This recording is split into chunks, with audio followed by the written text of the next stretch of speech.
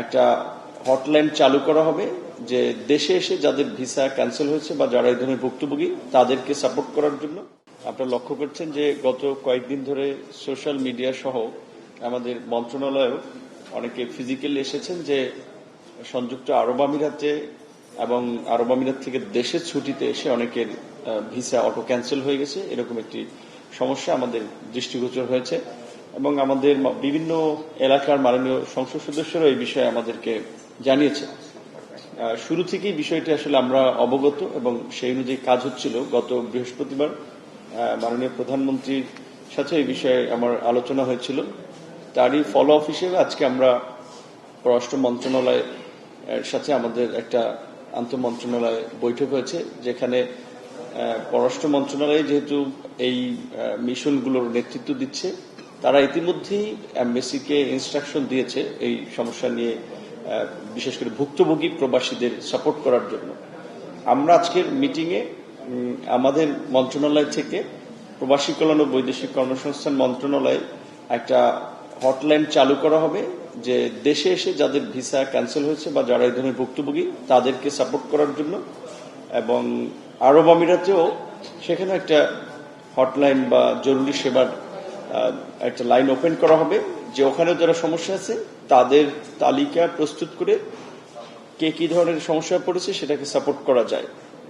এবং আমাদের সার্বিক কার্যক্রমে পররাষ্ট্র মন্ত্রণালয় সমন্বয় করবে। আমরা শুধু এটুকু বলতে চাই প্রবাসী আমাদের ভাই বোনদেরকে, তাদের প্রতি আমাদের একটা দায়বদ্ধতা আছে। নির্বাচিত সরকার হিসেবে মাননীয় প্রধানমন্ত্রীর শুরু থেকে দেখেছেন যে ডাউন টু আর্থ তার একেবারেই মানুষের প্রতি যে দৃষ্টিভঙ্গি, সেখান থেকে প্রবাসীদের কিংবা দেশের যে কোনো সমস্যা আমাদের আসলে দৃষ্টিগোচর হওয়ার পূর্বেই ওনার কাছে সরাসরি দৃষ্টিগোচর হয়, যার ফলে কনসার্ন মিনিস্ট্রি অথরিটি তাদেরকে সবসময় তিনি এই বিষয়ে নির্দেশনা দিয়ে থাকেন।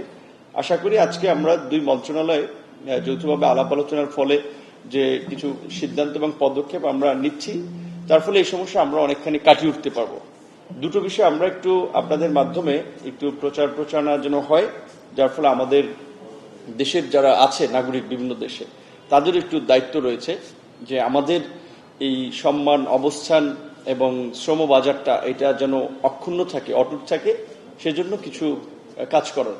যেমন এটা যে সমস্ত দেশে যুদ্ধ কিংবা যেই দেশের অভ্যন্তরীণ সমস্যা, সেগুলোতে বাংলাদেশিরা প্রচারণা ফেসবুক টুইটার কোনো ধরনের সোশ্যাল মিডিয়াতে কোনো ধরনের এনগেজমেন্টে না যাওয়াটাই ওয়াইজ ডিসিশন হবে। এটা ওই দেশের লতে আসলে সেটাই বলে। সেক্ষেত্রে আমরা অনুরোধ করব যে এই ধরনের কোনো কন্টেন্ট সোশ্যাল মিডিয়াতে পোস্ট না করা, এবং আমাদের দেশের যারাই যেখানে হয়তো বিচ্ছিন্ন ঘটনা দু চারজন করে, কিন্তু ওইটার কারণে কিন্তু আমরা দেশ হিসেবে প্রশ্নবিদ্ধ হই। আমাদেরকে তার আঙ্গুল তুলে যেমন কিছু ক্ষেত্রে ফেক ডকুমেন্ট তারা জমা দেয়।